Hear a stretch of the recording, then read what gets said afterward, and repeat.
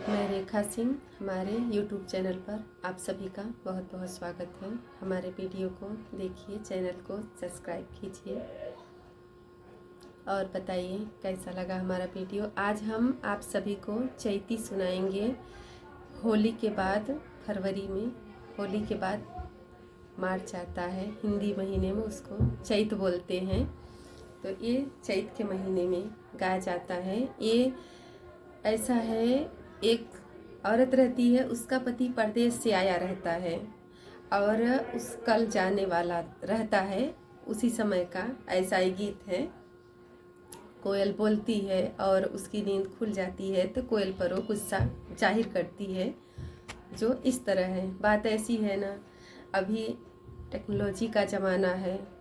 इंसान Dubai, Saudi, किधर भी आउट ऑफ कंट्री में कहीं भी जाए, मोबाइल से बात हो जाती है, वीडियो कॉल। लेकिन पहले तो ऐसा कुछ नहीं था। पहले चले जाते, दो अगर बाहर गए आदमी लोग तो 2 साल 3 साल जब आए तभी आते थे। लेटर भी तो उधर का संदेश हो जाता था, बहुत टाइम लग जाता था, फिर आता था। तो पहले की औरतें भी तो नहीं ज़्यादा पढ़ी रहती थी। तो उस समय की उसकी दुख भरी कहानी है औरत की, जो हम आप सबको सुनाते हैं। काहे के बोलू अधीरतिया कोयलिया, तोर मीठी बोलिया। काहे के बोलू अधीरतिया कोयलिया, तोर मीठी बोलिया। तोर मीठी बोलिया कोयल तोरी बोलिया, काहे के बोलू अधीरतिया कोयलिया, तोर मीठी बोलिया।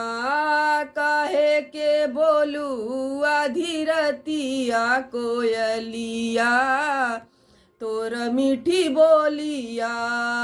रोजत बोलू कोयलरी संझवा सबेरवा, रोजत बोलू कोयलरी संझवा सबेरवा।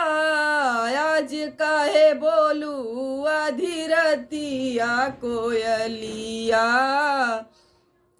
तोर मीठी बोलिया। आज काहे बोलू अधीरतिया कोयलिया, तोर मीठी बोलिया।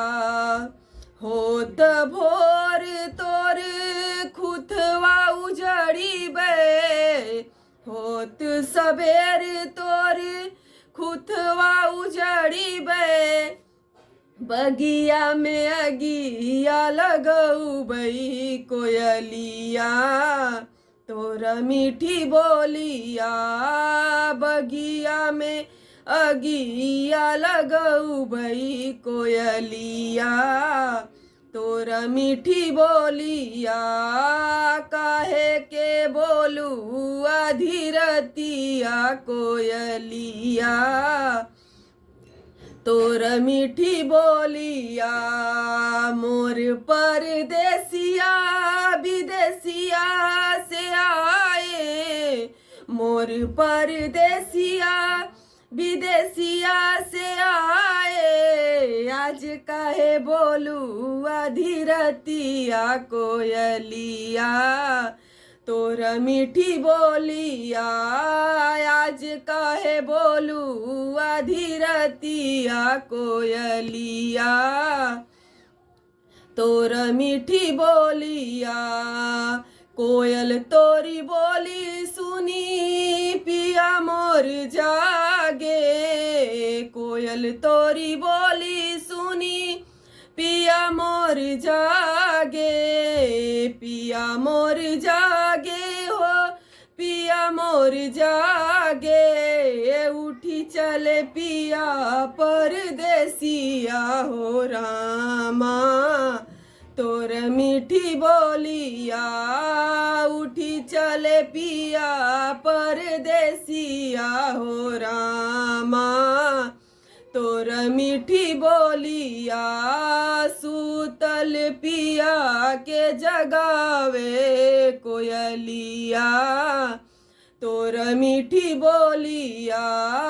सूतल पिया के जगावे कोयलिया, तोर मीठी बोलिया, तोर मीठी बोलिया, कोयल तोरी बोलिया, तोर मीठी बोलिया, कोयल तोरी बोलिया, काहे के बोलू अधीरतिया कोयलिया, तोर मीठी बोलिया, काहे के बोलू अधीरतिया कोयलिया, तोर मीठी बोलिया।